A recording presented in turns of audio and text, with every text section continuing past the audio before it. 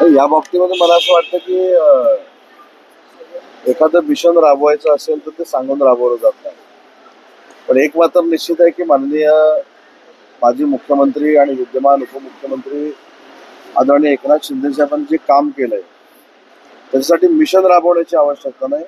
काही लोकांना कळून चुकलेलं आहे की आता वंदनीय बाळासाहेबांचा विचार पुढे नेणारी शिवसेना ही एकनाथ शिंदे साहेबांच्याच नेतृत्वाखाली चालते.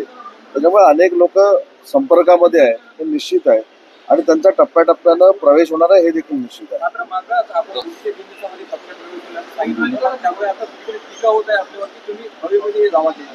आणि माझ्यावर अजिबात टीका होत नाही. मी ज्या दिवशी सांगितलं होतं त्या दुसऱ्या दिवशी रत्नागिरीमध्ये तो कार्यक्रम करून दाखवलेला होता आणि आजही या मुद्द्यावर मी ठाम आहे.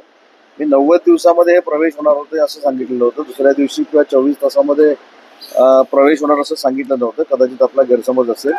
मी असं म्हटलं होतं की येत्या 90 दिवसामध्ये 10 ते 12 माजी आमदार युबीटी आणि महाविकास आघाडीचे हे माननीय एकनाथ शिंदे साहेबांचं नेतृत्व स्वीकारणार आहेत आणि त्याच्यावर आजही मी ठाम आहे. आणि आजही ठाम असताना लोकप्रतिनिधींना रिअलाइज झालेलं आहे की एकनाथ शिंदे साहेबांचं नेतृत्व हे युबीटीपेक्षा अतिशय चांगलं आहे, संवेदनशील आहे, भावनाप्रधान आहे आणि अनेक लोक संपर्कात आहेत हे आजही मी सांगतोय ना.